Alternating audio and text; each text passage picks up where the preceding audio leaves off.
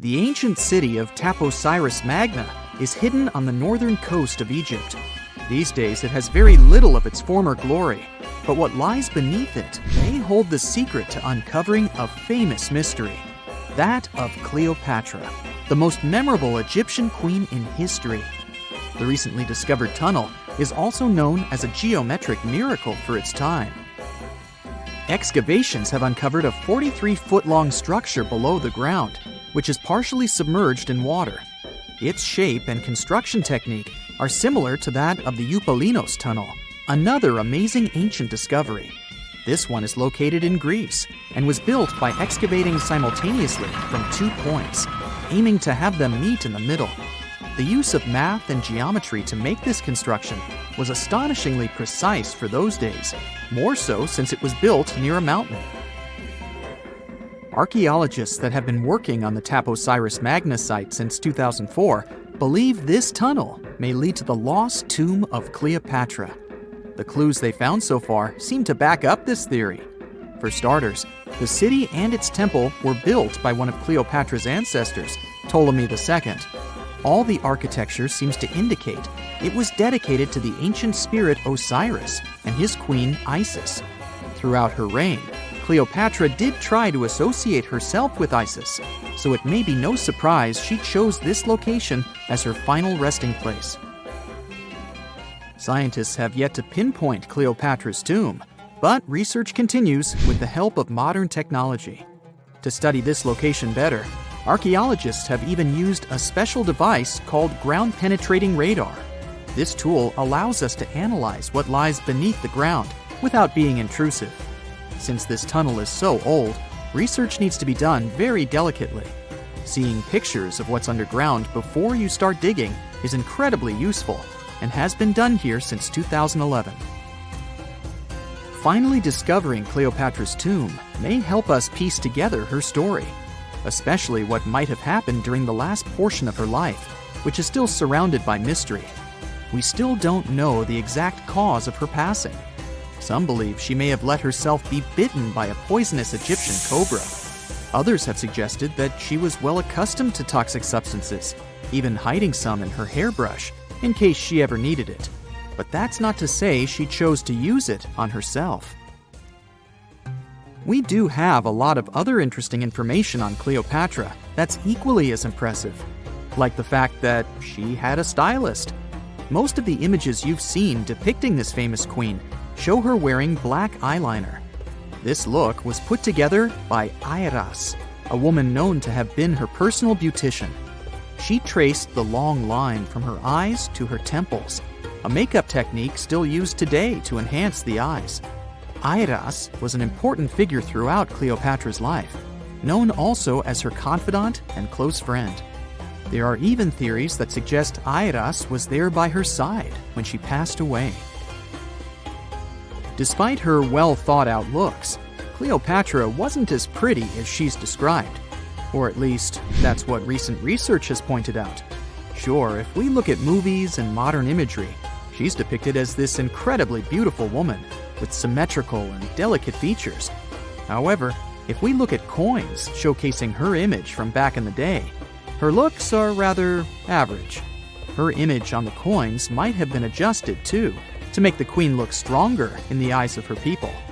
So there is no trusted source available to confirm her image, but her description in most pieces of ancient literature speaks of her other qualities, like her voice and personality, not of her beauty. Cleopatra might have been the most famous Egyptian queen to this day, but she wasn't the first choice. She did have an older sister, Berenice, that was initially supposed to take the throne. Berenice passed away before she could do that, so Cleopatra took on the role and began investing in her education. She traveled throughout the country quite frequently, so she could become accustomed to her people and their needs.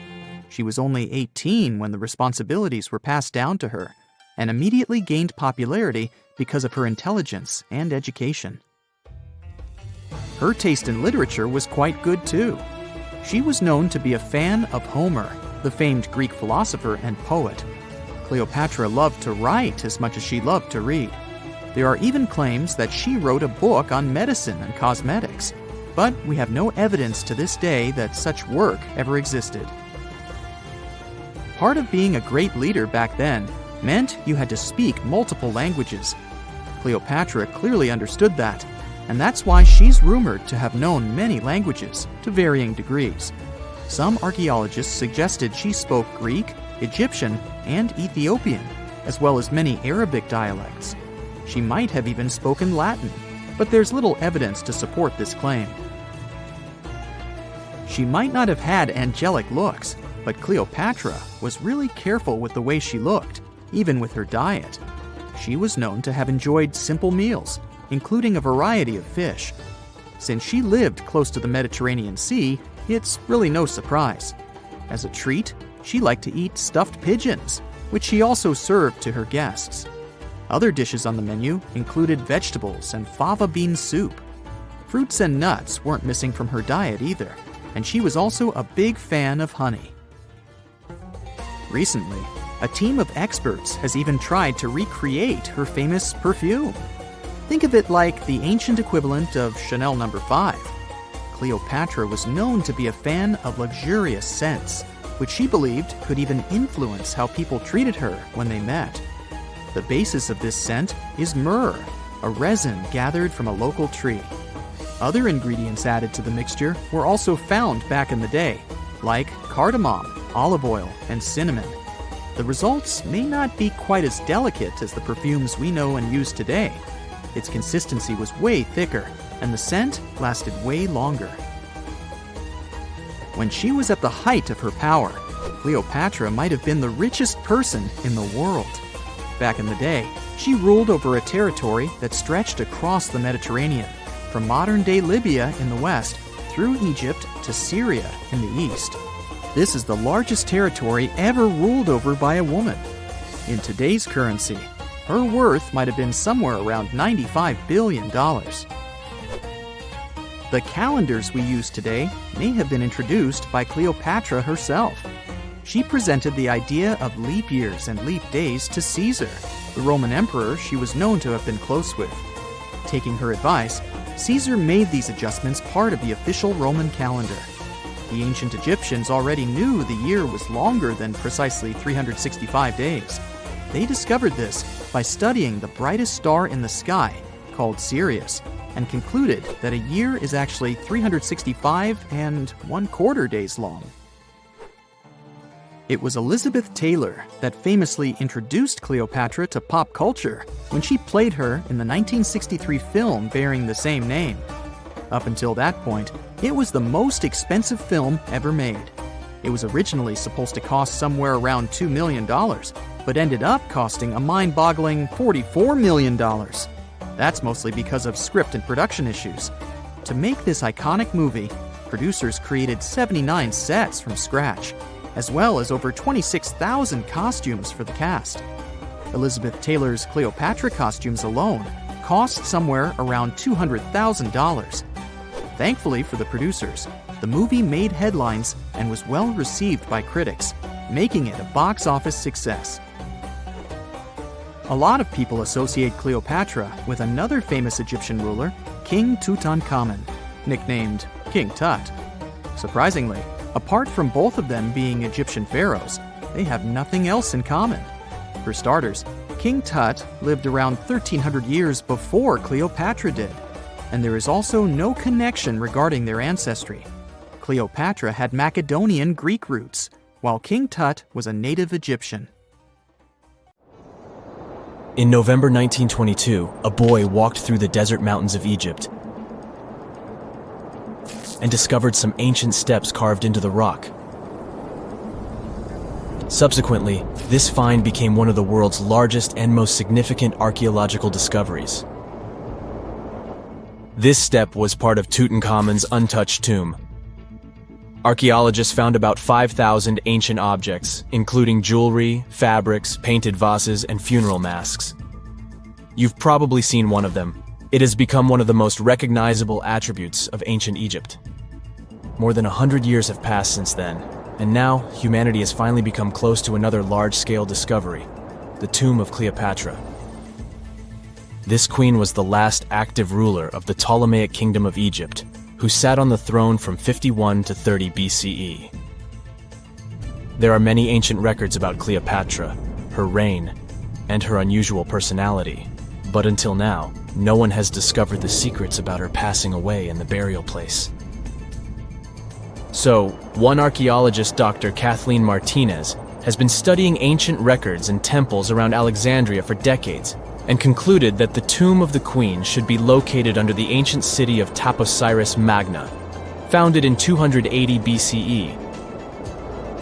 It was a big city on the northern coast of Egypt where tens of thousands of people were engaged in trade and industry, and it seems that Dr. Martinez's guesses turned out to be correct. She and a group of archaeologists have discovered a secret underground tunnel near Alexandria with a length of about 0.8 miles. It was cut into the rock under Taposiris Magna's temple. During further excavations, they found many things that indicate Cleopatra's tomb lies in the tunnel's depths. It's also possible that she is buried there together with the Roman commander, Mark Antony. According to ancient records, Cleopatra and Mark Antony loved each other and together opposed the Roman Senate, which declared Antony a traitor. The fact that natural disasters have occurred on the territory of Taposiris Magna for thousands of years can complicate the excavations. Earthquakes and floods destroyed the city and possibly flooded its underground tunnels.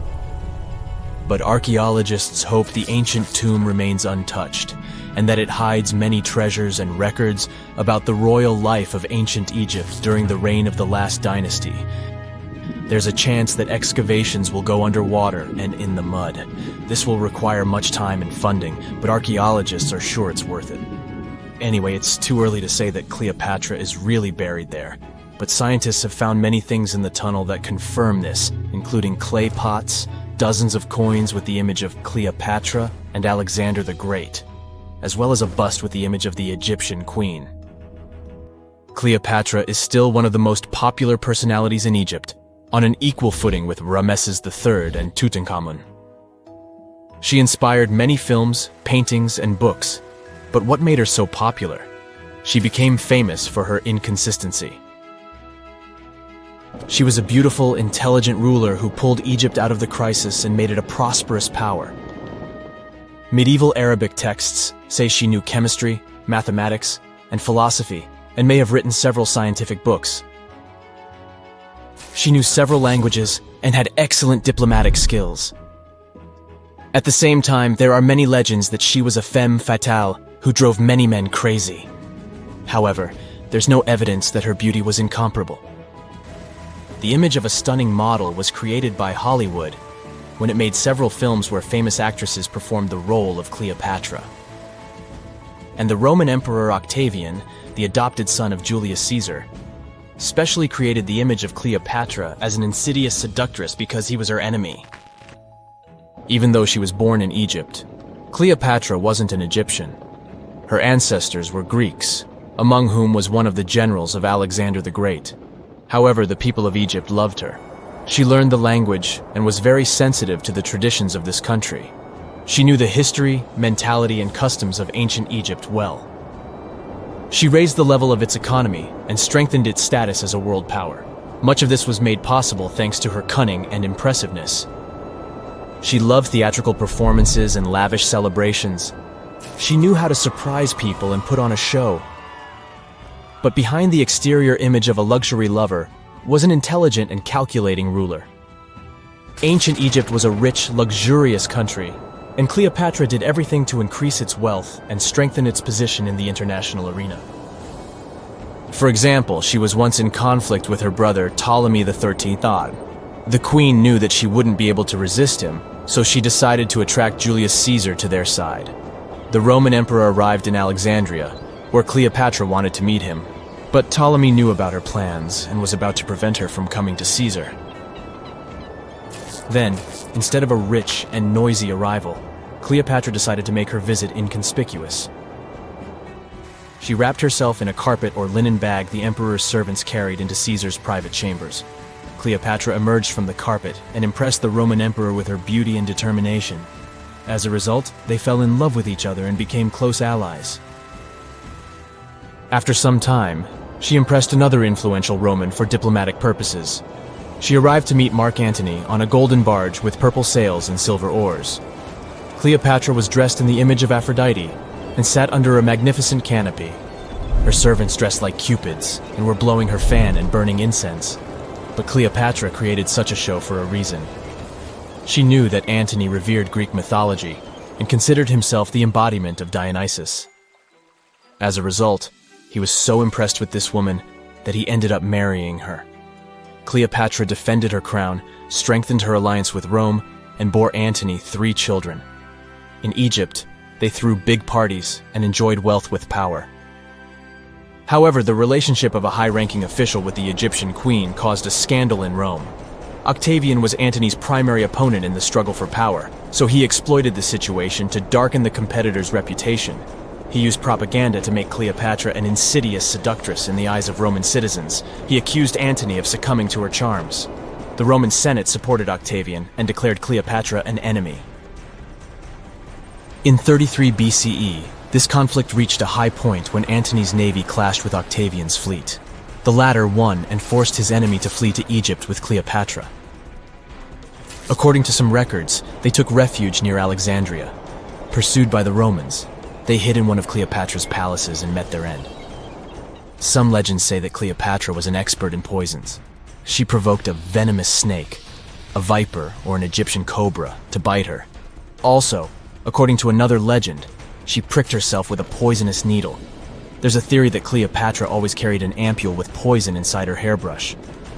And when she was cornered, she soaked the needle with this poison and pricked herself. None of this can be said for sure. Scientists are still trying to find out the truth. Perhaps when they reach Cleopatra's tomb, the world will get more answers about her tragic fate. She is considered the last ruler of Egypt. After her passing, Octavian plundered her palaces and temples and returned to Rome, where he became the main emperor. He successfully ruled the country and expanded its borders. His reign ended when he turned 75. World history would have looked different if Cleopatra and Mark Antony hadn't lost that naval battle.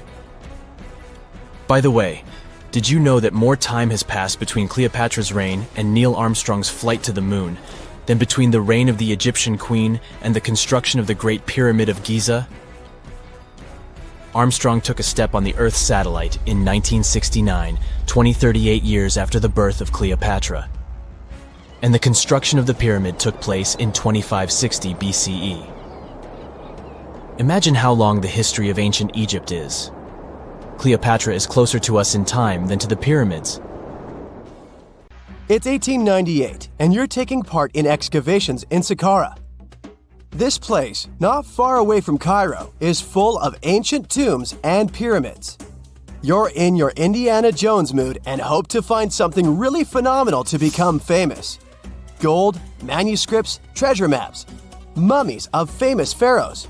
Wait, a wooden bird? You're really disappointed as it looks like a regular toy. An old one, but still. Little do you know that years later, someone would propose that your bird was actually an ancient monoplane. So the artifact, nicknamed the Saqqara bird, is made of a sycamore tree.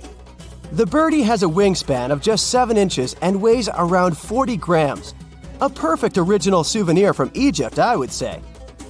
It's over 2,000 years old and looks pretty plain, without any carvings of feathers or other intricate ornaments. It has a beak and eyes, though, which makes our find look like a hawk, the emblem of the deity Horus. Its tail is rather unusual as it's squared, looks weirdly upright, and it seems like the sunken part of it was the place for a now missing piece. Humans love solving a good mystery, so there have been several attempts to explain the use of the birdie. First, quite simply, is that it was a ceremonial object. The second idea is that it was a toy for a child from some well-off family.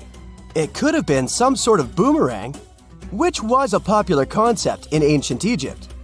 Then there was a theory that the bird had been used as a weather vane. But this one has been debunked as the figure doesn't have any holes or markings, except for the one made at the museum in Cairo to fix the exhibit on a stick. So there was no way to hang it in the past.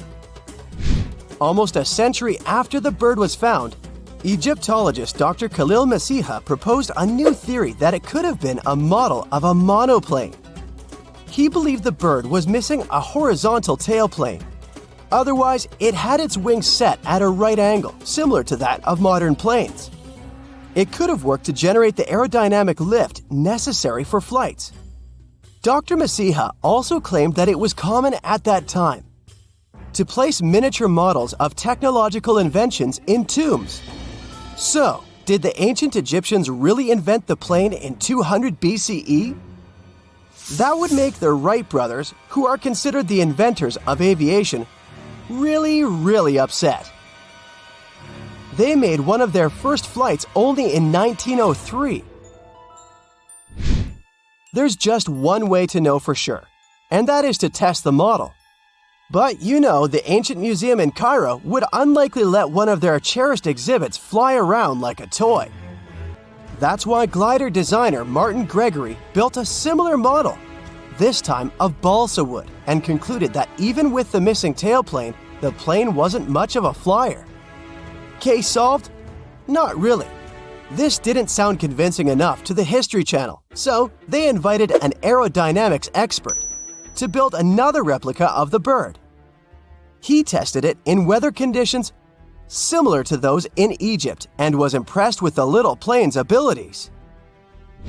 So, if they did invent the prototype of a plane back in the times of pharaohs, it would be a good example of an oupart. That's an out-of-place artifact, an object that's way ahead of its time in terms of technology or history.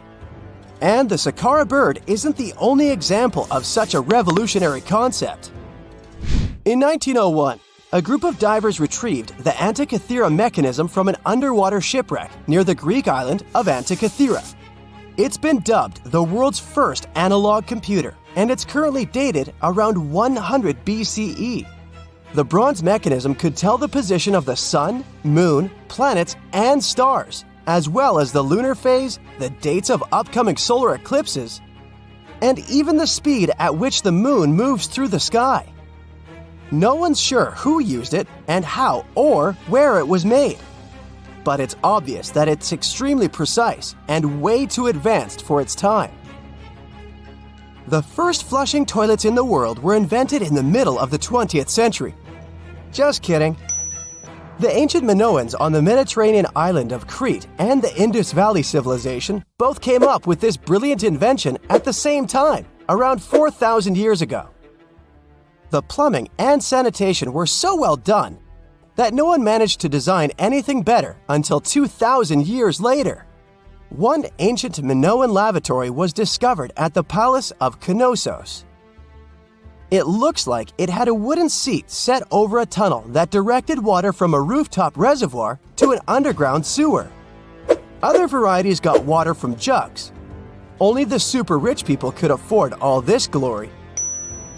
So if you wanted to shop for real estate back then, the flushing toilet would be a telltale sign you were in the rich neighborhood.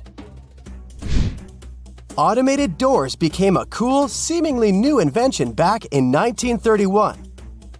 But the technology behind them is actually much older. Think the 1st century CE old. Mathematician and engineer Heron of Alexandria came up with a hydraulic system to open and close temple doors. To bring it into action, you need to light a fire to produce heat. There was a brass pot under the fire, half filled with water. The inventor connected the brass pot to containers that acted as weights. When the fire was burning, the water moved into the containers. They went down and pulled the ropes. It was nothing like a supermarket door that opens in front of you before you even have time to think.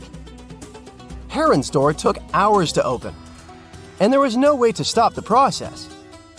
That's why they only opened the doors once a day before people entered the temple, to add some mysticism at the temple during ceremonies. Spooky. Looks like the first ever battery was invented in Baghdad around 2,000 years ago. A German archaeologist found this oval-shaped clay jar in 1938. Scientists are still not sure what purpose it served and who exactly invented it. There is a theory that it was used for electroplating objects with precious metals. When they filled it with a weak acid like vinegar, the battery produced around 1 volt of electricity. Another theory says it was a vessel for sacred scrolls. Would you like to buy contact lenses designed by Leonardo da Vinci himself? In 1508, he invented a glass lens with a funnel on one side. You were supposed to wear it with water inside to improve your vision. Sounds a bit uncomfortable, doesn't it? So, around a century later, French scientist René Descartes decided to improve the idea and make the cornea contact the future lenses. Contacts because they contact your eyes, get it? The glass tube with liquid did help improve vision, but blinking was sadly impossible. 2.5 centuries later, new technologies in the glass industry let scientists design contacts that would fit in the eye and even let the wearer blink. Thanks, guys! Still, those lenses were made of heavy blown glass and didn't let the eye breathe. About 50 years later, contacts became plastic, lightweight, unbreakable, and scratch-resistant, but still covering the entire eye. And then, in 1948, an English optical technician accidentally sanded down a plastic lens and figured out they'd still be in place even if they covered only the cornea. Imagine you're living in 19th century London and need to send a message to New York. It would have taken about 10 days to get there by ship. So when delivery time went from days to hours in 1858, it was a true sensation. The first message was sent by Queen Victoria herself. It was all made possible thanks to the transatlantic telegraph cable, running under the ocean. Sadly, the new cool invention only lasted a few weeks. It took years to bring it back to life. A gruesome discovery took place in Egypt some years ago. You want to hear about it? 16 human hands, carefully buried in 4 eerie pits. They didn't look too much like human hands at first, since they were abnormally large, but they were. Weirdly, there were only right hands. No left hands were in sight. It turned out that it points to the practice of an ancient dark ritual. Old Egyptian art and tales talked of a ceremony where warriors would present the right hand of their adversaries as proof of victory and ask for gold in return. Egyptians believed in the afterlife, so cutting off someone's hand meant you cut off their power eternally. Guaranteeing this type of defeat was interesting to the winning party. Here, the fight was between Egyptians versus Hyksos, who lived in what was once known as Canaan. Egypt has always been the center of some history-changing findings, and some time ago, this papyrus was found. If we stretched it open, it would be just a tad bigger than the height of a skyscraper. The world's tiniest skyscraper, which is located in Wichita Falls, Texas. When humans didn't write on their notes app, they wrote on this thing, made from the medulla of a papyrus plant. Around 2,000 years ago, ancient Egyptians wrote something reminiscent of a book where they describe most of their funerary traditions and their visions of the afterlife. It's considered one of the most important texts from ancient Egypt and is still sold in bookstores to this day. This ancient manuscript was unearthed from a chamber located just south of the Pyramid of Djoser, located in Saqqara. Oh yes, Djoser is the oldest pyramid in Egypt and not the Giza pyramids like most people think. So recently, the site of Saqqara buzzed with excited archaeologists who probably found one of Egypt's oldest complete mummies. They believe that this beautiful and well-preserved mummy was that of a wealthy man. He was discovered in a deep shaft, covered in layers of gold leaves. There are many symbols that show he was an important and wealthy man, like the band he wore on his head, the bracelet on his chest, and the fact that he was embalmed with a tunic, which was reserved for Egypt's finest. The most exciting part of the entire discovery was finding the resting place sealed with mortar, just as the ancient Egyptians had left it 4,300 years ago. Now this may sound weird, but back in 2008, archaeologists discovered a missing pyramid.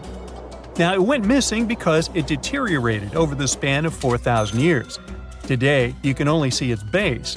It was a pretty important site back in ancient times. It is said that around the area of the pyramid, the ancients hosted a special type of ceremony where high priests would carry mummified remains of sacred bulls. Now, here's a fun fact. Ancient Egyptians believed that Apis bulls were earthly incarnations of the city deity of Memphis and was connected to rites of fertility. It wasn't just any Apis bull, though. They needed to be all black, with a single white mark between its horns and a bunch of very specific characteristics. They were selected by the local priests and honored until they passed away. After that, they were mummified and buried in underground galleries. Meanwhile, this missing pyramid sort of disappeared around the 1800s. It was a German archaeologist who first found it in the village of Saqqara. He called it the Headless Pyramid when he first found it. But then, years after the official discovery, the desert sand came along and covered the whole thing. There were some excavations between the 19th and 20th centuries, but they weren't too systematic. That's why scientists were so thrilled when they dug an entire pyramid's base after removing the 25-foot mound of sand that was covering it. Oh, and it turns out American archaeologists are excavating a cemetery in Egypt that could contain over 1 million mummified bodies. So far, archaeologists have dug around 1,700 mummies. One of the main differences from other classic Egyptian mummies is that these people weren't kings and pharaohs. They were commoners that most likely lived about 1,500 years ago, when Egypt was controlled by the Roman and Byzantine empires. The name of the cemetery is cool, though, the Way of the Water Buffalo, just in case you want to check it out on your next trip. Other than bulls and buffaloes, ancient Egyptians also liked baboons. Are you seeing a pattern here? In the beginning of the 20th century, archaeologists discovered a site filled with mummified baboons in a place called, guess what? The Valley of Monkeys. An animal wouldn't have been mummified if it wasn't considered important. Certain animals were more important than others, since they were linked to specific deities. Jackals were connected to Anubis, the ancient god of the afterlife, and cats were likened to the female deity Bastet. Baboons were a pretty big deal, since they were believed to be connected to Thoth, the deity of wisdom and advisor to Ra, one of Egypt's supreme deities. The archaeologists who studied these animals weren't too happy. They think these baboons were kept inside and were deprived of sunlight for most of their lives. They had extreme vitamin D deficiencies and they were poorly fed. Maybe Thoth got angry with these baboon keepers. Just a guess. Since there's never a boring day for archaeologists in Egypt, they also found human mummies with golden tongues. Since Egyptians were all about the afterlife, they believed that golden tongues might help a person speak once they pass to the other side. I mean, it's a long shot, but hey, why not? Some of these mummies were placed in wooden coffins with goods, such as necklaces, pottery, golden artifacts in the shape of lotus flowers and scarab beetles, and iPhones. Just kidding. A new temple was also unearthed recently in Egypt. Scientists believe it was dedicated to honor Zeus Cassios. That deity would be a cross between Zeus, the almighty Greek deity of the sky, and Mount Cassios. While digging around the Sinai Peninsula in Egypt, archaeologists spotted 2 pink granite columns poking out of the ground, and bingo. They believe these columns represented the temple's front gate and collapsed during an earthquake many years ago. And speaking of deities, there weren't only super serious deities. Recently, scientists unearthed a golden ring in a city south of Cairo. No, Frodo, it's not magical. It was a normal gold ring, but it had the depiction of the deity of fun, officially named Bes. This deity is often described in sacred texts as a happy, chubby dwarf. Today, many tattoos we get are sorta deprived of any sense and are made of aesthetic purposes only. In ancient Egypt, though, women would get tattoos as a token of protection for childbirth. That's what scientists think, at least. Around the Nile region, scientists found some mummies that had well-preserved tattoos, which is a rarity since the skin deteriorates so easily. 2 of these women tattooed their lower backs, and the drawings were simple. They were mostly pictures, including that same chubby dwarf we just talked about, Bes. He also had a side hustle as the protector of women during childbirth. Now, would you believe me if I told you ancient Egyptians invented robots? No? Well, that's because that's not entirely true.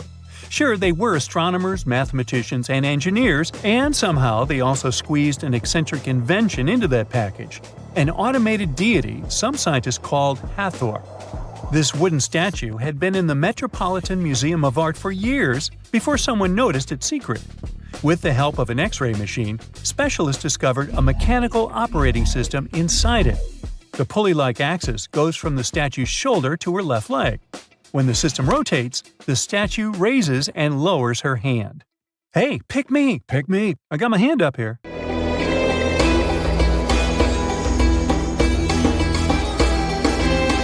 The Great Pyramid was created as the final resting place of ancient Egyptian monarch Khufu. According to legend, French leader Napoleon entered the Great Pyramid and came back out looking shaken and super pale. He never revealed what he saw inside, but whatever it was is said to have affected him for the rest of his life. When Napoleon entered the pyramid, he would have walked through a super tight and ascending passageway. He'd then go through another passageway, known as the Great Chamber. This corridor would have been much taller than the previous one, and would have cobbles too.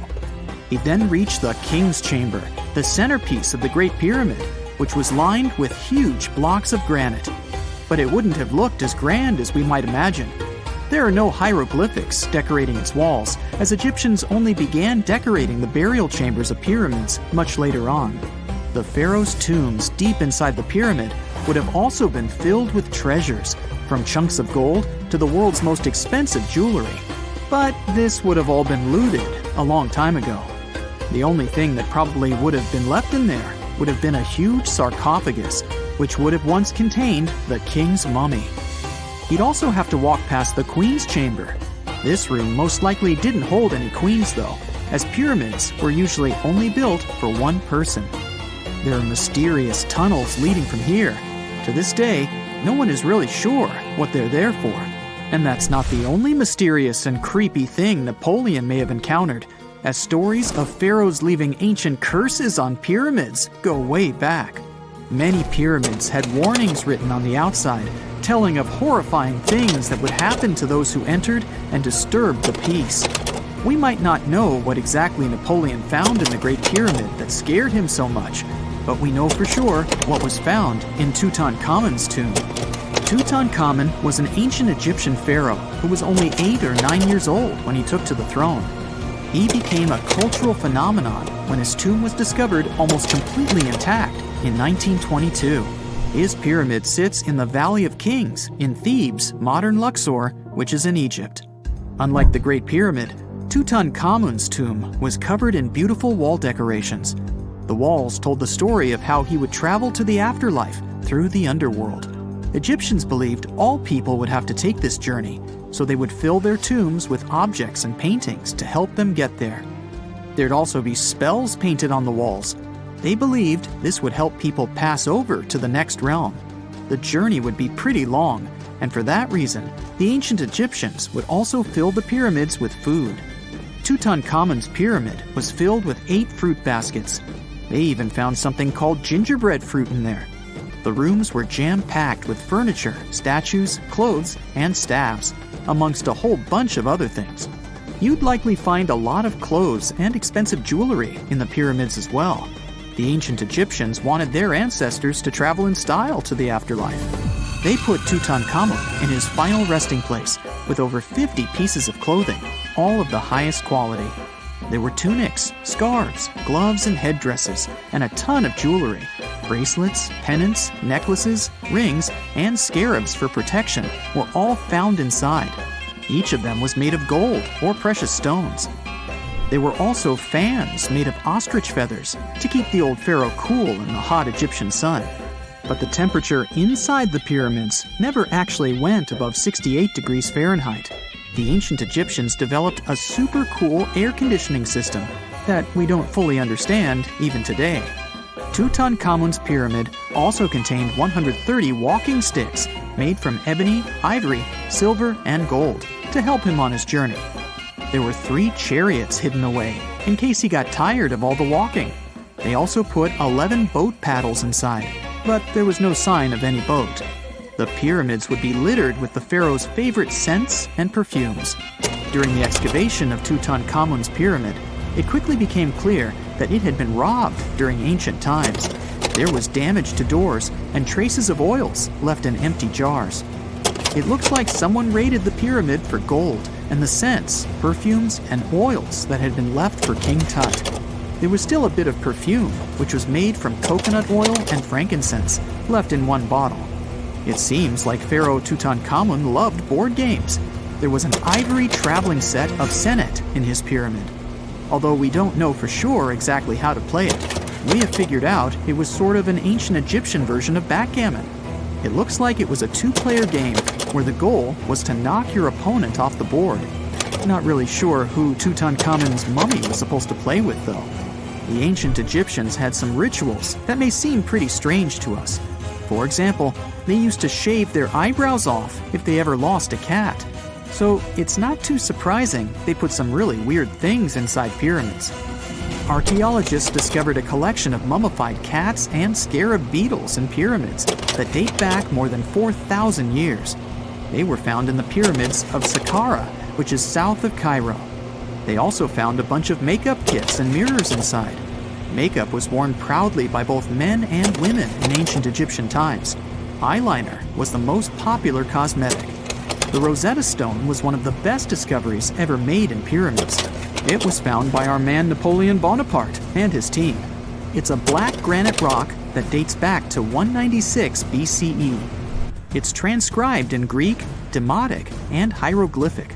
When it was translated in 1822, we got the key to understanding ancient Egyptian hieroglyphics for the very first time.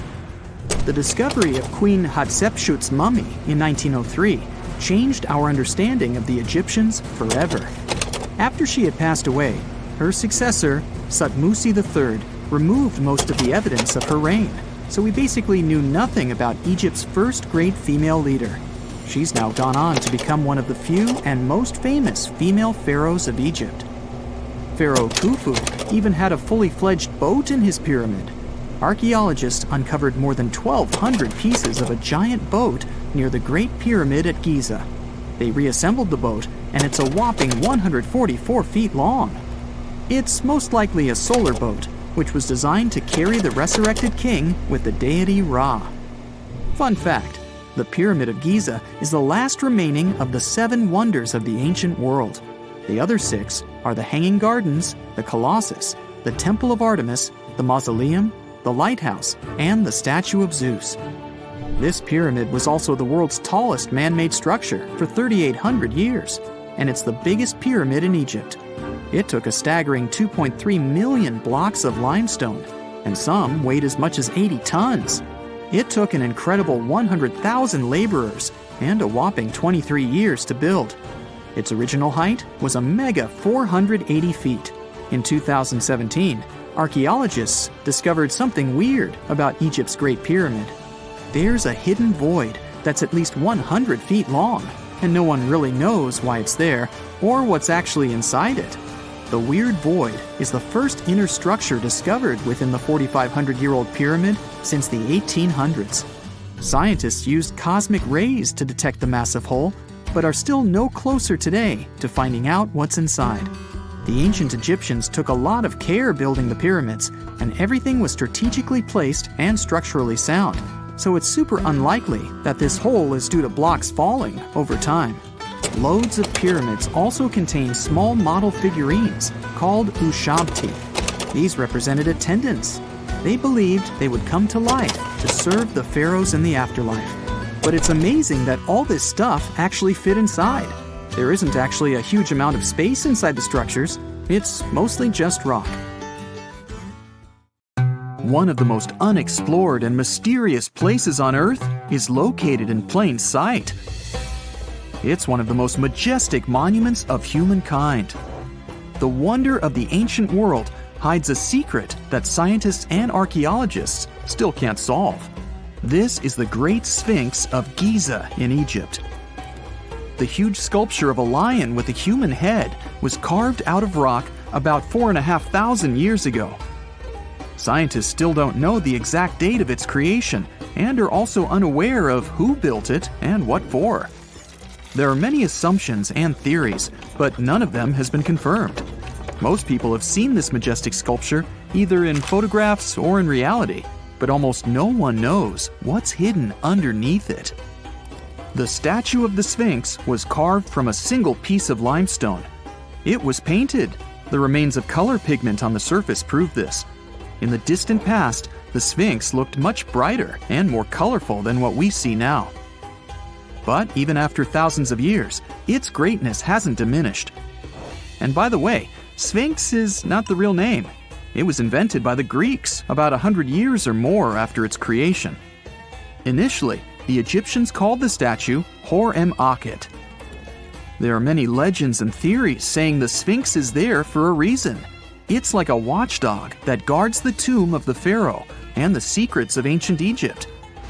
These legends become more plausible when archaeologists discovered hidden entrances at the feet of the Sphinx. They believe that these secret passages are the beginning of the tunnels leading to the halls with treasures. You can find a lot of stories on the internet that claim the Sphinx hides the Hall of Records, a repository filled with ancient and secret knowledge.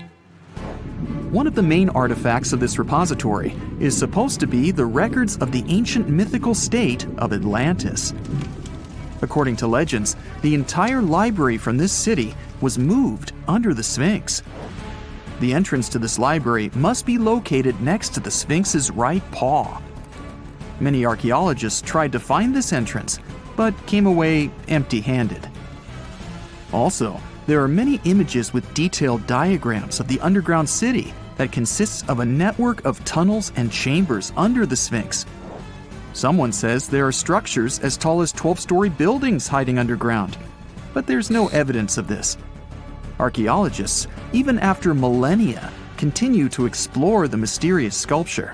At the same time, many Egyptians don't want to learn more about the Sphinx. They're terrified of awakening something supernatural. In 1998, scientists discovered tunnels leading to empty caves under the Sphinx. They found evidence of earlier excavations there. It's quite possible that someone managed to find the treasures and take them away. Some people believe Egyptians found some kind of artifact under the Sphinx that has the power of unknown advanced technologies. The artifact is so powerful that it can change the course of history. Of course, most theories are just fairy tales of conspiracy fans, but it's a confirmed fact that the Sphinx hides a system of caves and rooms. There are so many rumors surrounding the Sphinx that it's impossible to understand what's true and what's false. In any case, it's difficult and dangerous to study the sculpture because active excavations can destroy it. And then the entrance to the underground rooms can get blocked by rocks and lost forever. Also, further exploration requires a lot of money, and financing is not always easy to find. But the main reason? It's too risky. There's no guarantee that people will be able to get out of the underground labyrinths. For these reasons, scientists and archaeologists have been exploring this majestic structure for so long. Another famous architectural monument with a secret is Mount Rushmore in South Dakota. Everyone admires the images of the U.S. presidents' faces carved into the rock, but few people know that there's a secret room hidden behind the head of Abraham Lincoln. The architect of Mount Rushmore wanted to carve slabs on the rock with the record of the main stages of the country's history. But his plan was too complicated to carry out. Then he was offered to implement it on a much smaller scale, to build a secret room inside the mountain. The idea was to save this knowledge so that future generations will always remember the history of their country. Unfortunately, the architect didn't have time to finish his work. The construction stopped for several decades. But in the late 90s, the project was resumed. Porcelain enamel panels depicting the history of the U.S. were placed in the room. It's possible that these plates will be stored there forever. But people can't see them, at least for now. The room is inaccessible to tourists as it's too difficult to get inside. Another secret room is located in the Empire State Building. More precisely, it's not even a room, but a place where you can take cool photos. Almost all tourists gather on the observation deck of the 86th floor to enjoy a stunning view of Manhattan. But there's another deck with panoramic windows on the 102nd floor. There are way fewer people there because almost no one knows about that place. Fortunately, access to this deck is open to everyone. You probably won't have to wait in line for a long time to take a photo. You'll feel special because you're in such a secret place where there are almost no people. But the coolest place is even higher, on the 103rd floor. This is a spacious observation deck where celebrities get their photographs taken. It's not a public place, but if you know the right people, you can get there. There are almost no security measures on the site. Only a low ledge between you and an abyss. That's why crowds of people are forbidden from coming here. It's not so easy to get there, and you're unlikely to succeed without a guide. First, you need to choose the right elevator that will take you there. Then you'll go through several engineering rooms filled with pipes, electrical panels, and other technical stuff. The final part of your way is a set of stairs inside a tiny corridor. And here you are, at the top of New York. Now we're in Paris. See the Eiffel Tower? Inside it, there are restaurants and observation decks. But if you try hard, you can find a secret apartment. Now it's a museum, but it was built so that people could live in it. The architect of the tower, Gustav Eiffel, created this apartment in 1889 for himself. It's almost at the very top of the Eiffel Tower. Imagine what a beautiful view he observed every day. He was the first and only tenant. No one else could gain access to this place. When the architect passed away, the apartment remained empty for a long time. Only recently, they restored it and turned it into a museum. Inside, the epoch of the last century is recreated. They even put wax figures of Gustav Eiffel, his daughter, and the American inventor Thomas Edison inside the room. This place is filled with an endless stream of passengers, office workers running late, visitors from other cities, noise, and train whistles. At Grand Central Station in New York, among all these sounds, you can hear the sound of a ball hitting a racket, if you're in the right place. A real tennis court is hidden inside New York Central Station. It belongs to a tennis club that arranges corporate games for employees of many companies. The club was opened in the 60s. Now we're moving to London, Charing Cross Road. It isn't easy to find one secret place here. To do this, you need to look carefully at your feet. Do you see these sewer grates in the asphalt? Inside them, you can notice two signs with the name Little Compton Street. Yeah, there's another street right below you. It disappeared from all maps at the end of the 19th century. Charing Cross Road was built over it. The identification signs that you see are part of old engineering tunnels. There's another interesting place in London. It's located in the southeast corner of Trafalgar Square. At first glance, it looks like a thick lamppost, but there are too many tourists walking around. You come closer and realize that one person can easily fit inside the post. The lamppost belongs not to an electrician, but to a police officer. Yeah, this is the smallest police station in the world. It was built in the 1930s and used as a watch post. Officers had to sit there one by one and watch Trafalgar Square. That always attracted a lot of pickpockets and all kinds of other criminals. In 1850, French scientist Auguste Mariette went to Egypt looking for manuscripts, but accidentally found a head of a sphinx sticking out of the dunes. He cleared the sand and figured out the sphinx was guiding the entrance to some underground construction. Several months later, he finally entered the Serapeum of Saqqara. Inside, he found an enormous granite sarcophagi with remnants of 64 bulls. Scientists are still amazed by the tech that the ancient Egyptians used to transport those enormous boxes. The Serapeum was built around the year 3000 before the Common Era. It was an underground tomb built to honor the sacred Apis bulls of ancient Egypt. It had a long hallway, almost 500 feet long, with giant stone rooms on both sides. Some of the sarcophagi weighed as much as 50 average cars, and all of them were made with super precision with exact 90-degree angles. These sarcophagi were beautifully decorated with hieroglyphs and carvings that told stories about the lives and importance of the Apis bulls. Now, there are 24 sarcophagi left. In ancient Egypt, Apis bulls were very special animals connected to the deity Ptah.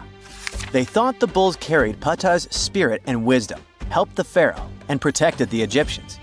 Priests looked for special markings on young bulls to find Apis bulls. It could be a white triangle on its forehead, which symbolized divine light, a shape on its back like a vulture's wing, and a scarab shape under its tongue, which stood for rebirth. If a bull had these signs, they believed it was chosen by Ptah and treated it like royalty. The chosen bulls lived in a special temple in Memphis, the city where they worshipped Ptah. They received the best care and offerings from visitors who wanted their blessings. When an Apis bull passed away, it was treated with great honor and mummified.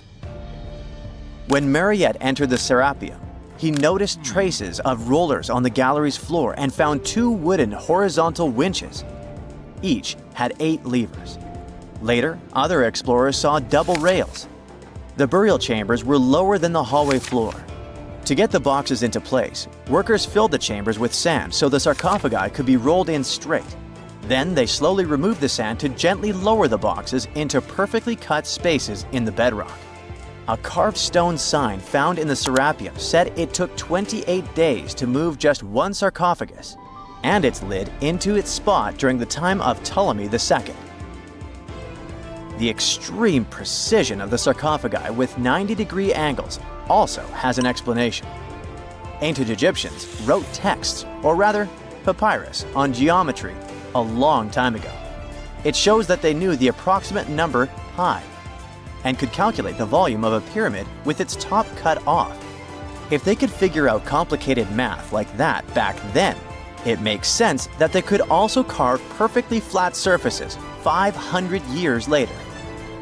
All this sounds pretty legit, but some people think certain things don't add up here.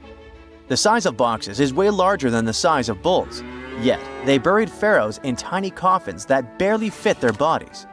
The sarcophagi are made out of granite with crazy precision, and they could have just used limestone, which would have made things way easier. The transportation of the boxes seems pretty simple, but only in theory. If one person could pull about 440 pounds, then at least 250 people would be needed to pull just one box. The tunnels in the Serapeum are really narrow, only about 2 feet wider than the boxes themselves. There's no way hundreds of people could have squeezed into those tight spaces to pull the boxes. And even if they did, how would they turn the box in the cramped corridor, lower it into its niche, and place it perfectly in the middle? Somehow they did this 24 times, and every box is centered perfectly. Plus, the chambers were dusty, and there were no signs of soot from lamps. This means they must have worked in almost complete darkness. The real use of the boxes could also be different. A long time ago, even before the Egyptian pharaohs ruled, the local people already knew how to use fermentation. It happens when tiny organisms called yeast eat certain ingredients like starch and turn them into gas and ethanol. So someone in ancient Egypt probably put food like barley, bread, and even meat inside a giant stone box, then closed it tight with a heavy lid. These stone boxes, carved from granite, were so precisely made that they were almost completely sealed, so nothing could escape from it. As the yeast inside the box started working, it created more and more CO2 gas. It built up pressure inside the box. The granite boxes were incredibly strong. They could handle more pressure than a car tire can hold. When granite was squeezed under such pressure, its crystals produced a tiny electric charge. This effect was possible because granite contains quartz, a material that reacts to pressure this way. The process also needed meat or animal parts, possibly to help the yeast grow better. Meat contains something called oleic acid, which yeast needs to keep growing and to survive the bad effects of the ethanol it produces. As the pressure inside the box kept growing, the combination of gases and electricity made these boxes not just ancient fridges, but powerful energy systems. Over time, the pressure inside got so strong that it could push the lid open and the gas would escape with a pop. But when people rediscovered the Serapeum in 1850, they found old drawings that showed piles of stones stacked on top of some of the box lids. So, someone long ago probably tried to make the lids even heavier by adding extra weight to make it harder for the gas pressure to push them open. This extra weight also meant the quartz crystals in the granite could keep creating more electricity under all that pressure. If someone opened one of these stone boxes thousands of years later, they would only find bones from bowls that were placed in the box. And that's exactly what Mariette discovered in the 1850s. They opened the Serapeum for visitors soon after the first excavations in the second half of the 19th century. Prince of Wales even had a luncheon with his guests in one of the sarcophagi. Sands and earthquakes made the site inaccessible for a while, but now you can visit it again and try to solve the mystery yourself. With new tech, we could have answers to many other historical mysteries soon. A team of scientists at Chicago's Field Museum of Natural History recently used a special CT scanner to learn more about ancient Egyptian mummies without unwrapping them. They gently rolled 26 mummies on custom carts out to the parking lot, where the scanner was waiting. It took thousands of detailed X-ray pictures of each mummy and their coffins. When all the pictures were put together, they created 3D images that showed what was inside, the skeletons, and some artifacts. The scientists hope these images will help them understand ancient Egyptian burial practices from over 3,000 years ago. Even though the scanning process only took 4 days, it might take 3 years to study all the data. But scientists were able to learn some personal details about the mummies. One of the most popular mummified individuals at the museum, Lady Chineta, was a woman who lived in ancient Egypt about 3,000 years ago. It looks like she passed away in her late 30s or early 40s. To make sure her body looked complete for the afterlife, embalmers put stuffing in her neck to keep it from collapsing. They also placed artificial eyes in her sockets, so she would have eyes in the next world. She was wrapped in fancy linen and placed in a beautifully decorated coffin. The scans revealed that it had been carefully crafted with a slit at the back, which embalmers used to fit the body. There were also some artistic details on the surface, like markings for her knees. It looks like her burial was on the scale of a high-end luxury car.